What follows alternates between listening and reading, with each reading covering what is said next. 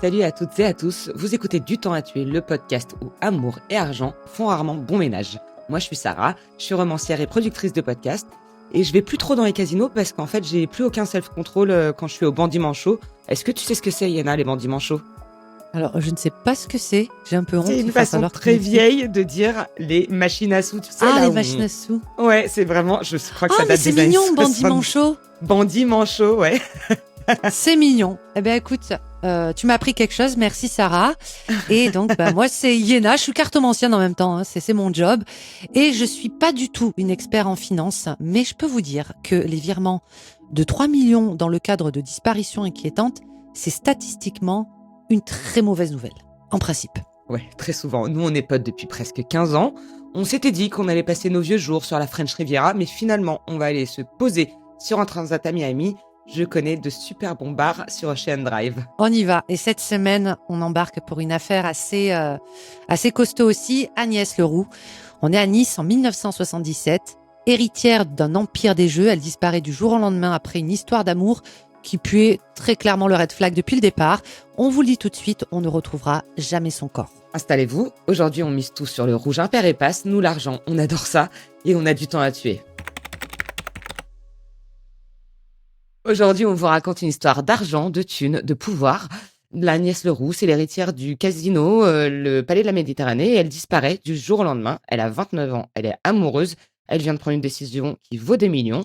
Et en fait, très vite, on va se tourner vers son amant. C'est un mec beau gosse, c'est un avocat, mais il est aussi pas très clair. Mais en fait, il n'y a pas de corps, il n'y a pas de scène de crime. Et en fait, très vite, l'affaire s'enlise.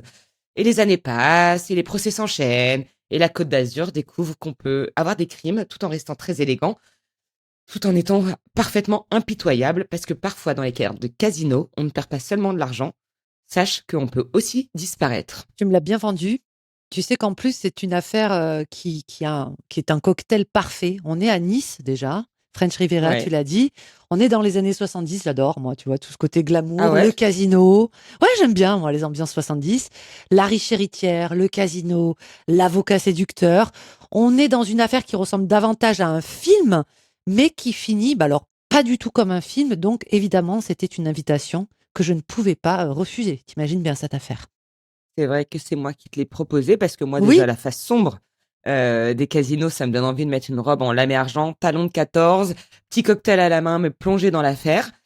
Et bon, j'avais aussi envie que tu me refasses l'accent du Sud, mais je suis pas certaine qu'à Nice, il faisait un accent. Je sais pas.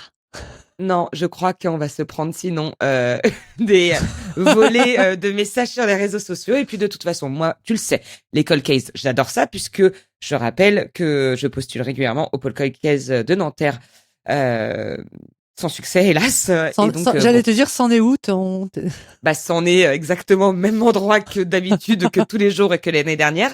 C'est-à-dire que je me fais ghoster par le pôle cold case de Nanterre. Mais en tout cas, s'il vous plaît, rappelez-moi, parce que je pense que j'ai un avenir tu sais, tout tracé, quoi. Ça ne fait nul doute, Sarah. J'en doute pas une seconde. Alors, on rencontre qui sur la French Riviera cette fois-ci? On rencontre Agnès Leroux. C'est la fille de René Leroux, qui est propriétaire, comme tu l'as dit, du casino Le Palais de la Méditerranée à Nice. Est-ce que tu as déjà été? C'est ma première question.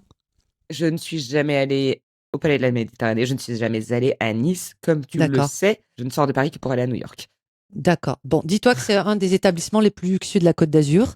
Et Agnès est donc l'héritière. Et elle est qualifiée, tu vois, un peu de fragile psychologiquement, mais on va pas la définir comme ça. Non. C'est au moment des faits.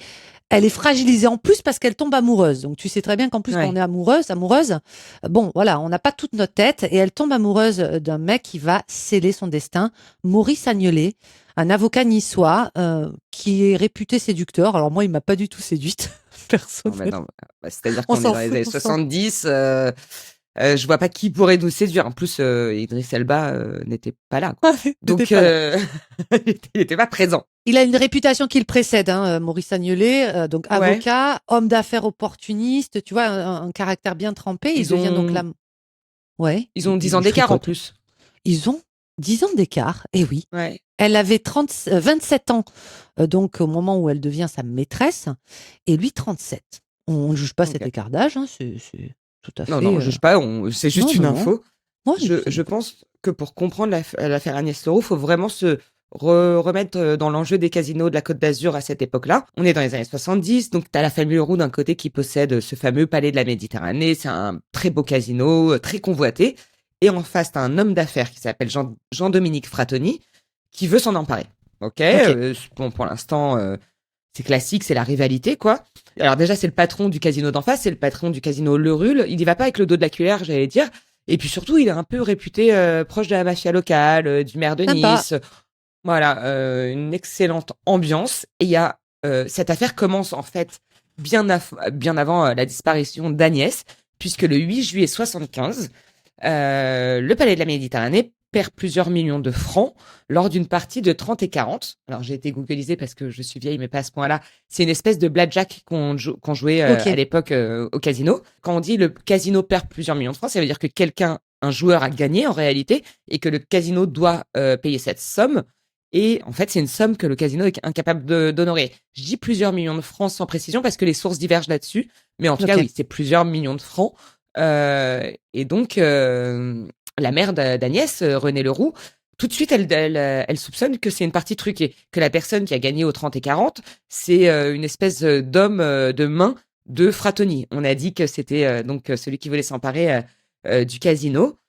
Donc, on part déjà avec cet état, tu vois, avec le casino, le palais de la Méditerranée qui est fragilisé. Est-ce que direct, on tire une carte pour savoir si c'est Frattoni qui était derrière cette partie truquée, ou peut-être pas truquée, peut-être que c'est juste c'est l'hypothèse numéro 1, quoi. Donc, est-ce que c'était truqué ou pas? Est-ce qu'ils ont fait exprès pour que le casino doive plusieurs millions? Ouais, perdre soit dans la merde, quoi. Ouais. Allez. Oh, j'ai une carte qui est tombée, telle au blackjack. Je te la montre, tu vas la découvrir avec stupéfaction. Le 9 d'épée, qui caractérise comme l'image, tu le vois, hein, c'est une jeune femme qui passe une très mauvaise nuit. C'est une carte qui est synonyme d'insomnie, de stress, d'angoisse, de rumination.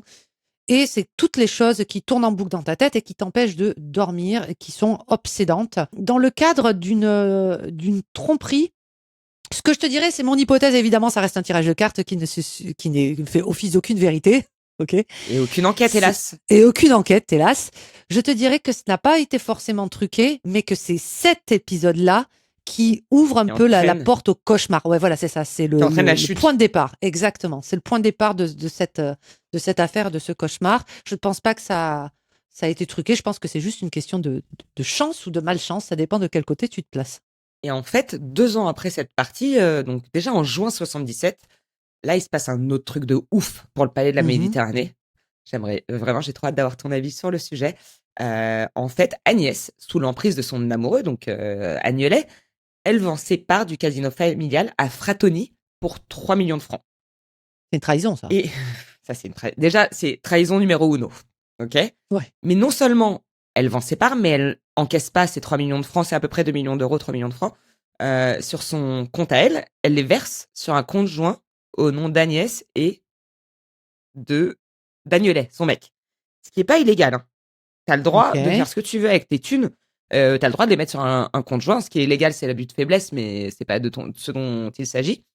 Ça veut dire qu'en fait, en étant dans ce truc du compte joint, en fait, les Leroux, et notamment la mère, Renée, elle perd complètement le contrôle du casino puisque sa fille a vendu ses parts à Frattoni. Donc, est-ce que je peux juste apporter une petite précision, excuse-moi Sarah, par rapport à ça, en fait, je sais que c'était une question de vote, en fait. C'est que, tu vois, c'est comme une espèce de conseil qu'il y a eu. Comme un D'un côté, t'avais le clan Frattoni, de l'autre, t'avais le clan Leroux. Ils ont 50% chacun des parts du casino. Et c'était, je sais plus, parce que j'ai aucun vocabulaire au niveau financier, juridique, administratif et financier. Mais en gros, la voix d'Agnès, elle comptait. C'est-à-dire que le fait qu'elle dise non, moi je veux vendre le casino, je ne veux pas machin, ça a complètement mis sa mère dedans, et ce qui fait que sa mère a perdu la tête, la direction du casino à cause de sa fille, en fait. C'est une trahison, quoi. Et il faut grave garder ce détail en tête parce que ça va revenir un peu plus tard. C'est carrément une rupture. Une rupture entre la mère et la fille. C'est la rupture totale, c'est la trahison. Et c'est un truc qu'il faut garder en tête puisque très vite, on va revoir Renée Leroux dans le paysage de cette histoire. Et quelques mois après, donc là, on était en en juin 77, pardon, fin octobre 77, Agnès disparaît au volant de sa voiture. Hmm. Et elle laisse un mot que j'aimerais qu'on décortique ensemble, tel la dictée de Pivot. S'il te Je plaît. cite. Désolé, je dérape. Ici se termine mon chemin. Tout est bien. Agnès. Point. Je désire que Maurice s'occupe de tout. Bon, déjà, cette phrase est pas dans le bon sens. Ça m'énerve. On dirait Illumination d'Arthur Rimbaud. Il n'y a rien qui fait sens. Désolé, je dérape. J'adore. Attends, je fais l'accent. Désolé, je dérape. Tu l'as dit Ici se exactement. termine mon chemin. À noir, blanc. Et tu vois, on dirait pas un truc de... Tout est Alors, bien. en plus, moi qui te connais donc très bien, je sais que tu cites hyper souvent ce recueil de Rimbaud. J'étais complètement obsesse par Rimbaud, faut le savoir. Agnès, je désire que Maurice s'occupe de tout. Ouais. C'est très étrange. Hein. C'est Et lunaire. surtout, d'autant plus étrange que on ne trouve pas son corps, on ne retrouve pas sa Range Rover. Par contre, ce qu'on retrouve bien, mais alors vraiment, on les retrouve très rapidos. C'est les 3 millions. On sait où ils sont sur un compte au nom d'Agnelet. C'est-à-dire que Agnès n'est plus dans le décor, c'est vraiment la surprise du chef. J'ai trop de questions. J'ai trop de questions. J'ai aucune réponse, je t'en prie, pose-les. D'accord. Non, mais c'est... Alors, pour quelqu'un qui est quand même soi-disant intelligent, consciencieux, rigoureux, Maurice Agnelet s'est pas dit qu'à un moment donné, une jeune femme disparaît, tu es l'amant de cette femme, elle touche 3 millions suite à la vente des parts et miraculeusement, ces 3 millions se retrouvent sur ton compte, ça ne va éveiller aucun soupçon. Mais, je répète, c'est pas illégal. Puisque un D'accord. conjoint, tu peux faire des transferts tu vois, sur l'un, sur l'autre. C'est pas illégal. Ouais. C'est extrêmement suspect.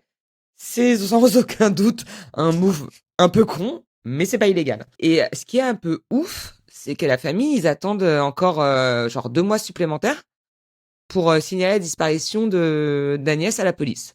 Est-ce que c'est si ouf dans les années 70 en téléphone portable ou sachant qu'en plus Agnès, il faut C'est savoir qu'elle avait un style de 29 ans vie. quand même. Ouais. Non, mais elle fait ça live, tu vois. Elle avait un style de vie où si elle a envie de partir en voyage, elle rendait compte à personne et elle donnait pas forcément de nouvelles tous les jours à ses parents. Hein, ça pouvait lui arriver pendant 10-15 jours.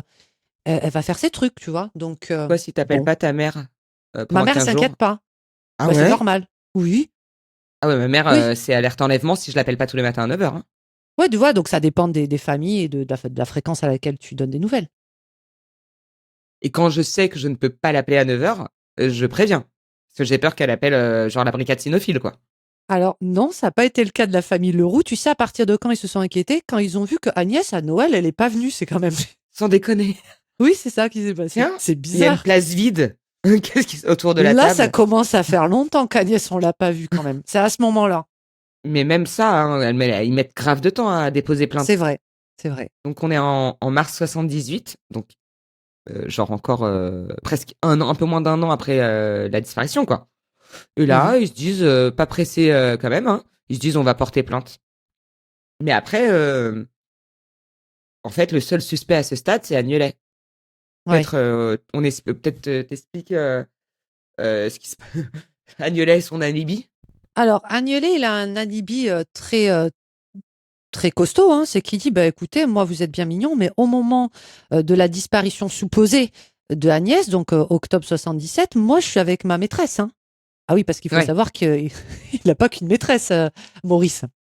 Ah ouais, il était en train de make it rain en Suisse avec Françoise Losser, je crois qu'on dit comme ça. Françoise Losser, donc sa maîtresse, qui elle aussi va confirmer plutôt que oui, ils étaient bien en Suisse, dans un hôtel, donc il est libéré, illico presto, quoi, et voilà.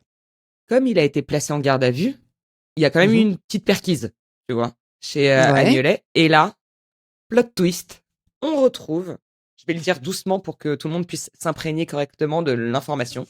On retrouve chez Maurice Agnelet une photocopie du mot d'adieu d'Agnès. Donc là, le truc, désolé, je dérape, ici se termine mon chemin, machin, mon cul sur la commode. La poésie de Rimbaud. Il y a une photocopie, il y a une photocopie chez Agnelet.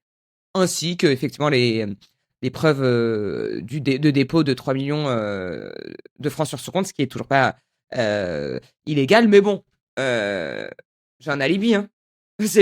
j'ai photocopié un mot qui est sur une scène, enfin qui est même pas sur une scène de crime parce qu'il y a pas de scène de crime, juste la meuf elle est pas là quoi. Qu'est-ce qu'on fait de cette affaire? Est-ce qu'on tire une carte pour, je sais même pas pourquoi. Genre où était la Bah, photocopieuse? Je sais pas. Non, ou alors est-ce que c'est vraiment Agnès qui a écrit ce mot ou est-ce que Agnelet, qu'est-ce qu'il a fait? Pourquoi il avait ça chez lui, en fait? Je me suis pas posé la question pendant la préparation de cet épisode, mais je me demande Mm. pourquoi il n'y a pas eu d'analyse grapho en fait sur ce mot. Après, s'il faut, c'était tapé à C'est la machine à écrire. strictement Rappelez-vous. la même graphologie des Ok. deux. La Oh, seule waouh. chose qui diffère entre le mot désolé, je dérape, voilà, c'est que tu vois quand tu as dit je désire que Maurice s'occupe de tout, c'est que c'est daté sur l'un et sur l'autre, il n'y a pas la date.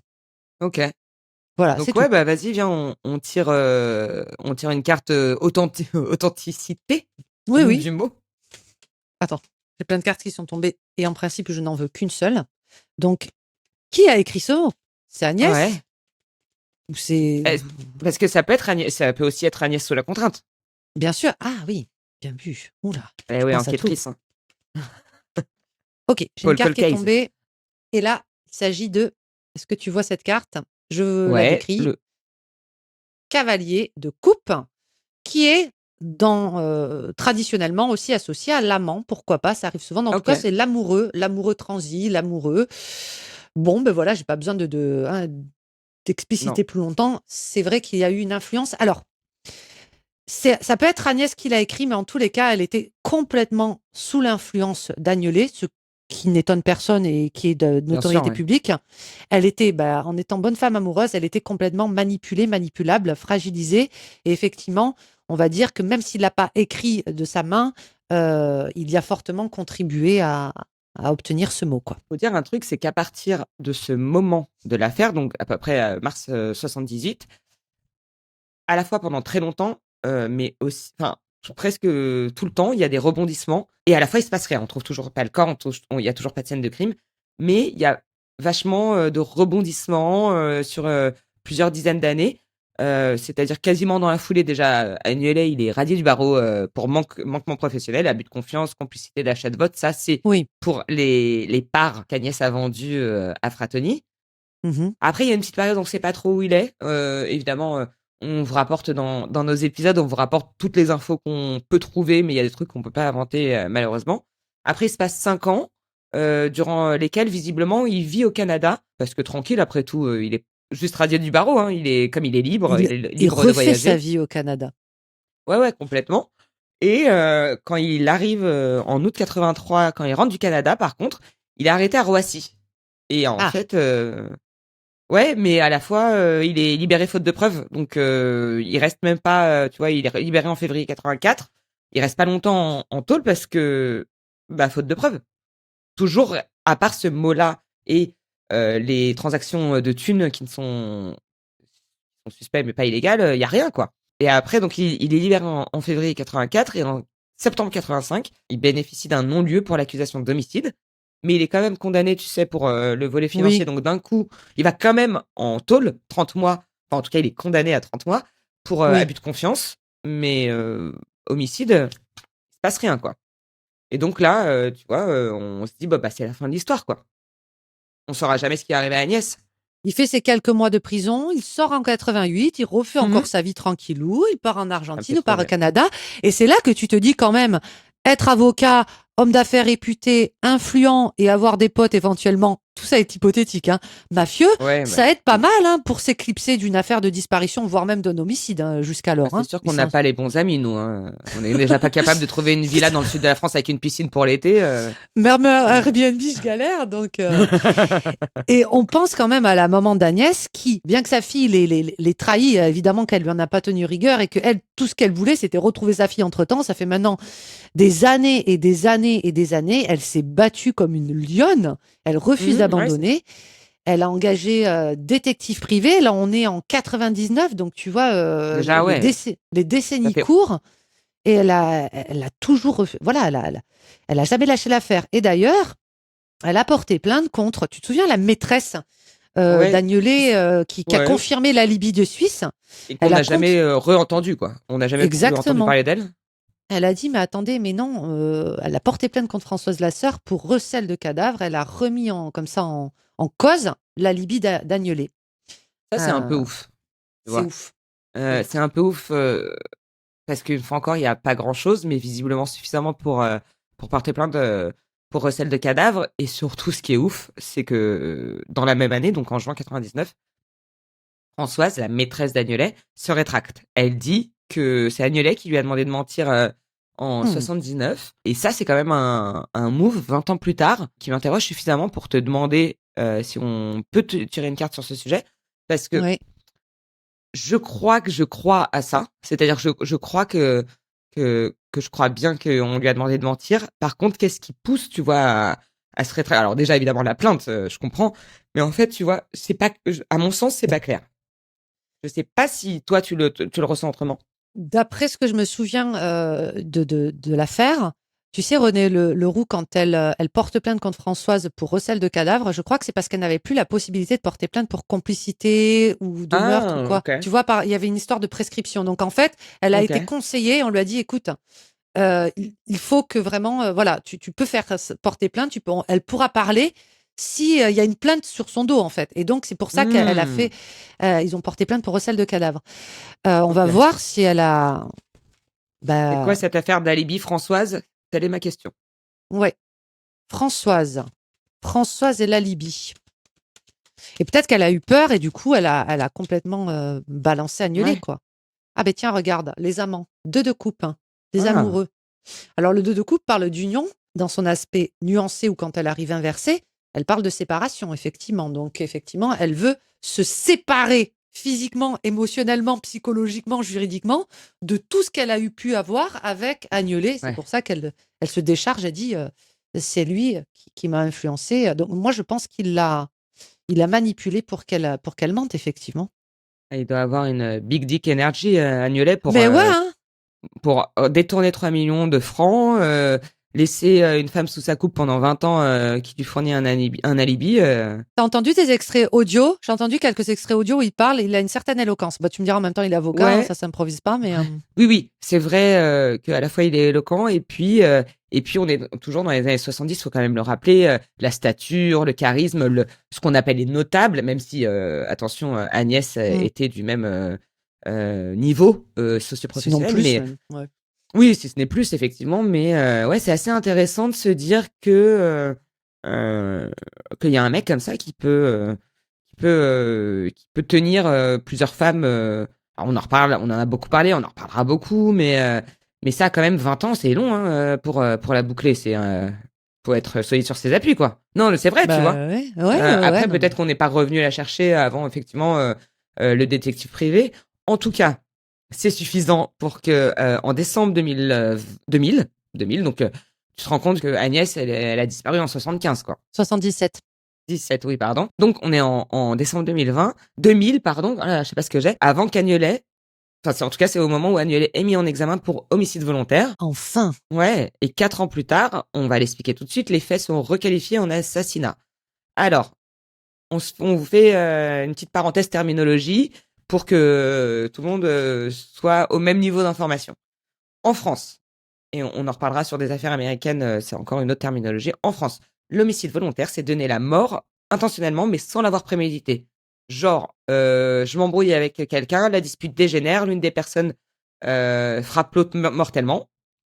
Homicide Genre volontaire. toi, tu t'embrouilles avec ton voisin, quoi.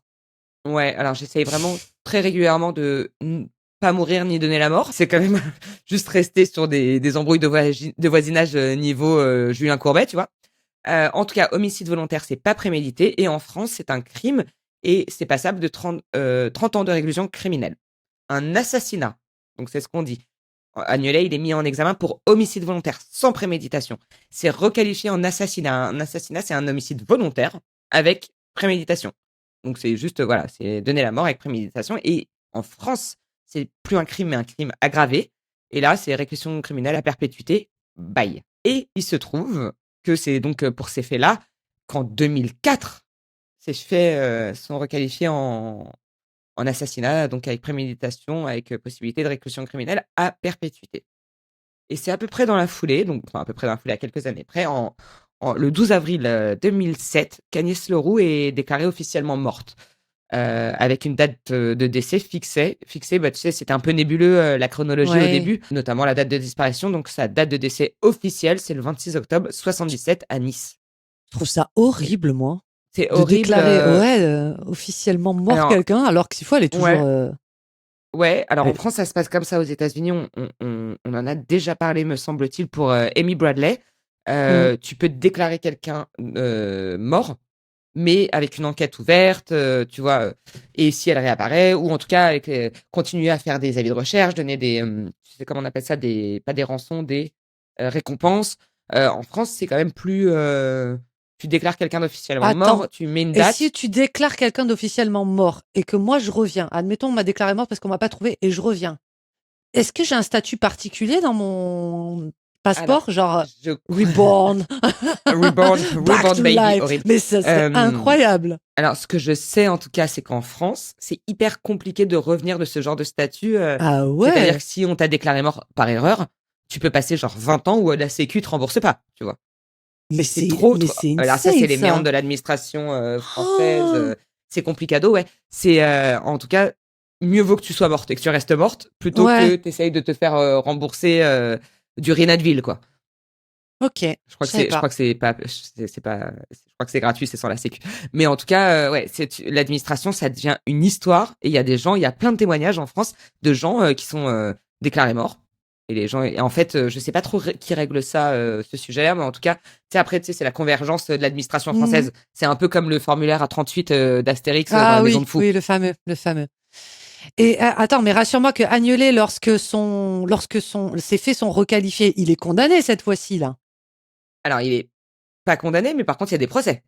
Enfin, en tout Ah cas, oui, il il y y a a des des procès. procès. Et là, Et est-ce là, que il est tu peux commencer condamné. à en parler? On va numéroter les procès parce que c'est quand même compliqué. On va les numéroter, genre procès 1, 2, 3, 4, 12. Oui. Procès 1, qui a lieu en 2006 à Aix-en-Provence. Ouais, Il est, écoute bien, acquitté au bénéfice du doute, c'est faute ouf. de Mais en fait, preuves à la matérielles. fois, il a pas de. J'aimerais bien être enfin, genre, j'aimerais bien être grave choqué, mais à la fois, il y a rien contre lui. Il n'y a Je rien. te rappelle, il y a un pauvre mot et Il y a une une go qui photocopie, 20 ouais. ans plus, ouais, et une pauvre go qui 20 ans plus tard se rétracte. C'est pas non plus des preuves. Tu sais, en France, mais pas qu'en France, évidemment, il faut des preuves matérielles. Bien sûr. Pas des preuves, je sais pas comment on dit en français, je crois, des preuves directes et pas indirectes. Donc, bah, ce qui se passe, c'est que surtout le ministère public, donc c'est-à-dire pas l'avocat côté Agnolet, mais côté l'État, quoi, il fait Mhm. appel. Et on arrive directement. Bah, vas-y, je te laisse parler. Je te laisse On parler arrive là. des Ouais, numérotations des procès, ça me ça fait va. gaulerie. On arrive au procès donc 2. On est toujours à Aix, hein, ça bouge pas. On est l'année suivante en octobre 2007 et là, il est condamné à 20 ans de réclusion criminelle et il se pourvoit en cassation. C'est que les règles n'ont pas été respectées par le tribunal en fait. C'est une autre instance qui prend le relais? C'est ça, il est incarcéré et là, tu as la Cour européenne des droits de l'homme qui est saisie. Tu vois, tellement ils se refilent tous la patate chaude un peu, C'est c'est trop gaulerie. donc il faut Refile attendre la jusqu'en patate. 2013, 5 ans plus tard. Ouais. La Cour européenne des droits de l'homme estime qu'Agnolet n'a pas bénéficié d'un procès équitable parce que le verdict d'Aix-en-Provence, il n'était pas suffisamment, comment ils disent, motivé, Ouais. abouti. Motive. Et donc, Ouais. ouais, motive. La Cour européenne des droits de l'homme condamne la France. C'est ouf, ça. T'imagines? C'est ouf, hein. C'est ouf. Et elle décide la libération sous contrôle judiciaire d'Agnolet et elle va ordonner un troisième procès à Rennes. Donc là, t'as carrément. Non, mais le mec, il est. Et J'allais dire, donc, il est. le Il a de la troisième chance. procès, je te fais une petite chronologie pour que tu te rendes bien compte. Le troisième procès, c'est avril 2014 à Rennes. Je te rappelle que c'est en décembre 2000 qu'il est mis en Mhm. examen pour homicide volontaire la première fois et après 2004 pour assassinat. Ça veut dire que il s'est vraiment passé 14 piges Ouais, c'est ça. avant on tombe au procès number 3 à Rennes. Et donc, là, il y a encore un plot twist. Moi, j'aime bien cette histoire pour ça parce que vraiment, il y a des gens, ils se disent, tiens, je vais parler au bout de 76 ans. T'as le fils aîné de Maurice Agnelet qui s'appelle Guillaume, qui décide en 2014 de témoigner contre son père et il dit qu'il se souvient que quand il était adolescent, son père lui avait dit, je cite, tant qu'ils ne retrouvent pas le corps, ils ne peuvent rien et moi, le corps, je sais où il est.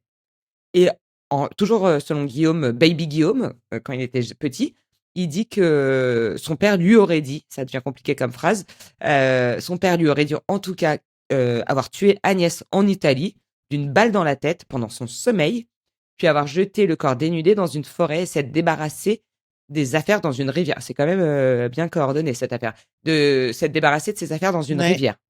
Et donc là, c'est le témoignage qui change toute l'affaire en fait. Ça fait 250 000 ans qu'on est sur ce dossier. Rien n'était suffisant, mais un témoignage direct. Et là, en 2014, contre Agnelet. Et alors, par contre, là, ça fait pas un pli. 20 ans de réclusion criminelle. La Cour de cassation confirme que c'est une condamnation définitive. Et là, il y a plus d'autres pourvois, en fait. Il y a eu appel, il y a eu le pourvoi en cassation. Là, t'as plus, quand la Cour de cassation te dit c'est la condamnation définitive, il se passe plus rien. C'est 20 ans. Merci d'être venu. Welcome à Fleury, quoi.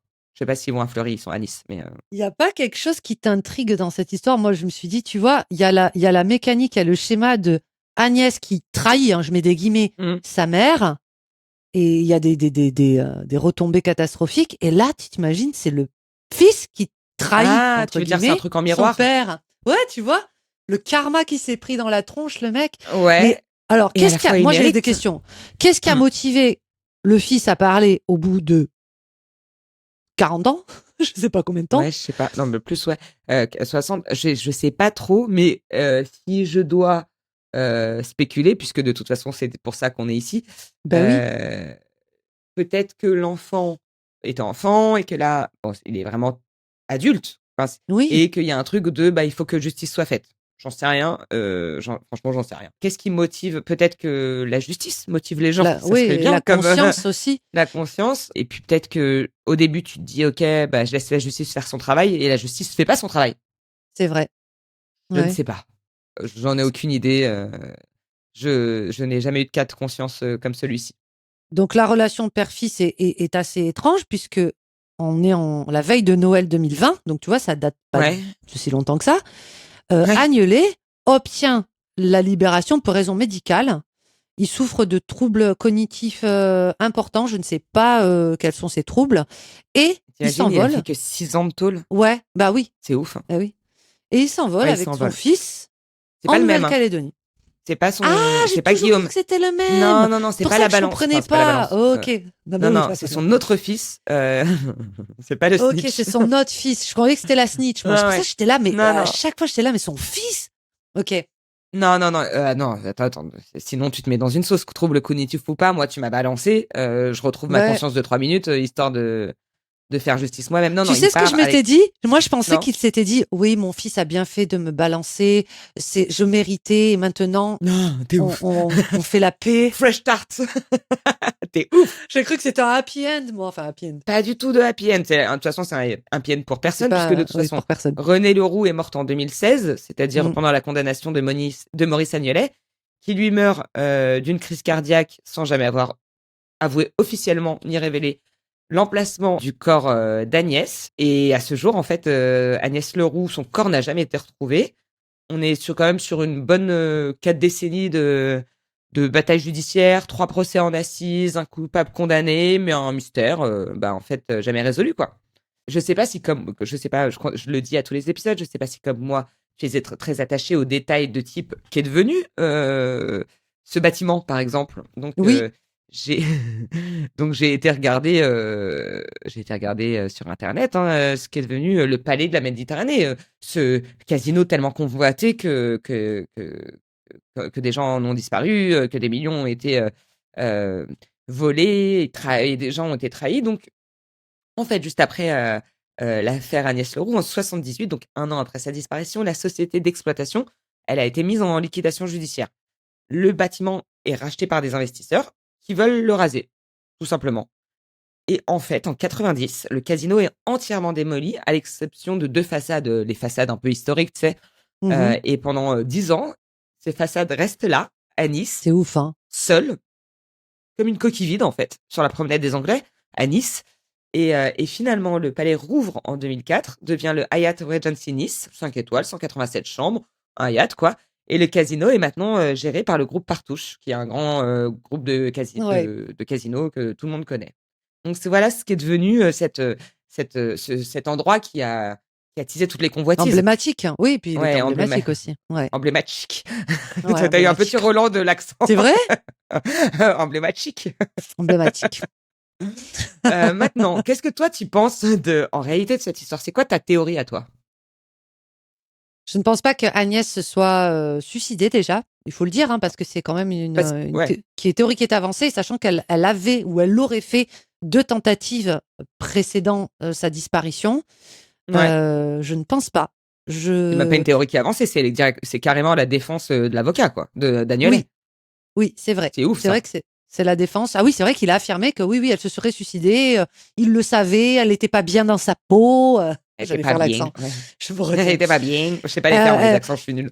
Vous vous rendez pas compte, elle venait de trahir sa mère, voilà, elle se Ouais. sentait délaissée, elle souffrait de dépression. Donc oui, c'est vrai que ça a été avancé. Moi, j'y crois pas. Et toi, t'y crois à celle-là? C'est pas celle à laquelle je crois le plus.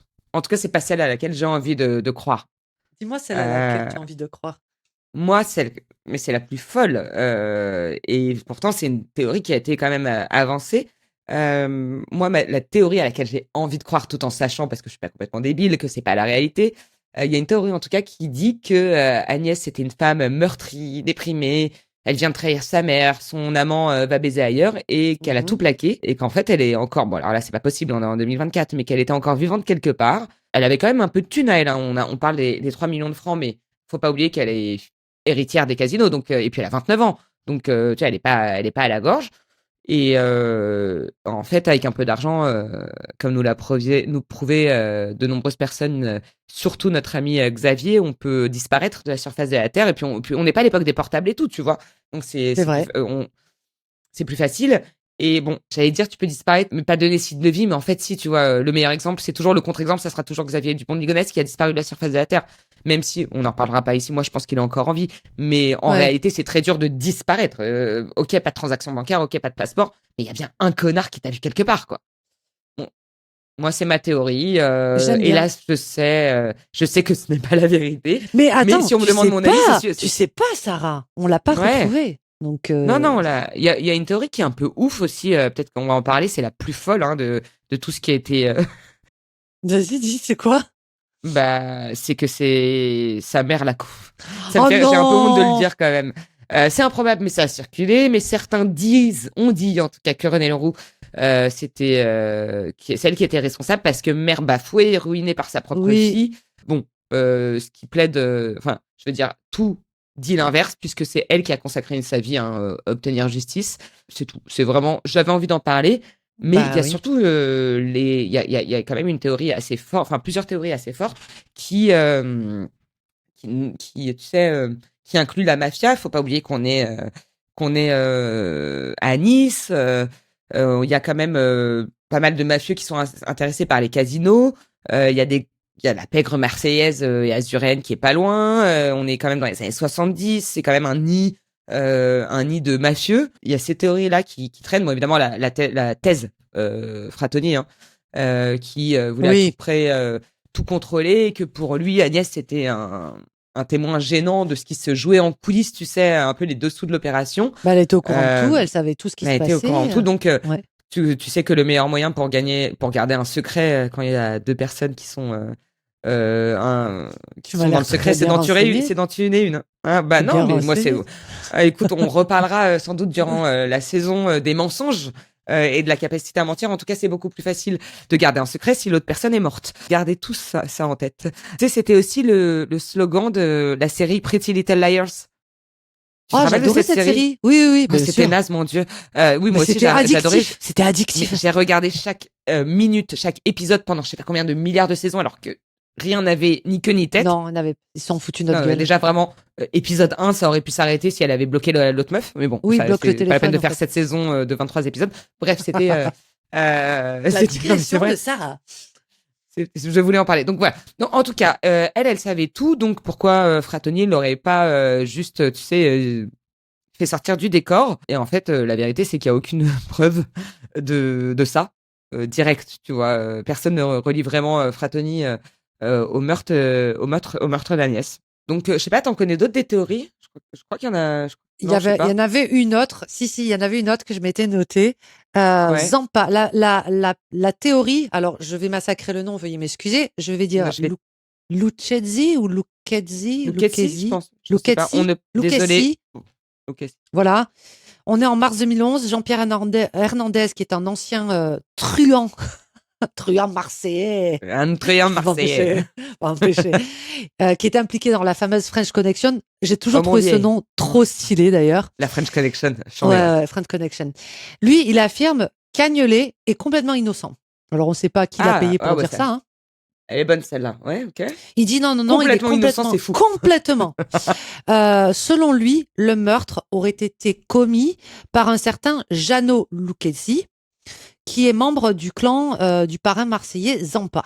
Donc, je Ok. ne m'y connais pas trop en Moi, je m'y mafia, en connais, clan. figure-toi. Ouais, Je les ai rencontrés, non, pas du tout.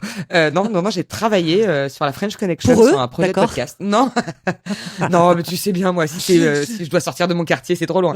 Non, mais j'ai bossé sur Tony Zampa et Jackie Imbert, Ok. membre de la French Connection. Excuse-moi, je Donc, t'ai coupé, oui. non, donc en gros, Lucchesi aurait confié, donc peu avant sa mort, on est en 87, avoir tué Agnès dans le cadre d'un contrat. On l'a dit, voilà, moi j'avais un contrat sur la tête d'Agnès et j'ai jeté son corps dans les calanques. C'est pas drôle. Je l'avais pas vu venir. Allez, Donc, ouais. les avocats d'Agnelet vont immédiatement prendre cette info. Tu t'imagines bien, c'est du pain béni pour eux et ils vont demander une C'est du révision du Pambeni. procès. Du pain béni. J'ai beaucoup l'accent dans cet épisode, non? Plus que Ouais, d'habitude. ouais, ça remonte, ouais. Ouais. Mais dès Moi, qu'on j'allais fait dire un truc qui a un rapport avec tout ce qui Ouais. est en dessous de Lyon, euh, J'allais l'accent dire qui revient. excuse-moi, mais en fait non, j'ai pas à avoir honte. Et la famille Zampa, ils ont pas bien réagi, t'imagines ils ont Ouais. réagi plutôt Il y avait déjà violemment. assez d'emmerdes. Ouais. Ouais. Donc l'avocat dépose plainte pour diffamation envers la mémoire de mort et la famille Ah, c'est Leroux, ouf ça. elle voit ça comme un coup de pub lié à la sortie d'un livre d'Hernandez. Bon, en gros, tu vois, c'est des théories, Oui, c'est pas celles qui tiennent le plus, quoi. mais c'est Moi, divertissant. Ouais, c'est vrai. J'ai 2 dernières questions à poser aux cartes si t'es d'accord. Ok. La première, on va les faire chacune leur tour. La première, c'est est-ce que si l'affaire Agnès Leroux, cette disparition avait eu lieu de nos jours, c'est 2026, 2020, enfin en tout cas à l'époque actuelle, est-ce qu'on aurait pu la résoudre? Parce que là, c'est vrai Ah, tu veux il dire y a avec aussi le problème. l'ADN peut-être ou des Ouais, choses comme ça? l'ADN, la grapho, le bornage des téléphones, je sais pas. Les bodycams, les caméras de Les surveillance, toutes ces bodycams. choses-là. Ça aurait été game changer. Regarde pourquoi. Ah, Parce qu'on a la route fortune qui, comme ok. son nom l'indique, est un changement. Tu vois, ça aurait été du tout au tout. C'est-à-dire, hop, Ah, ok. oui.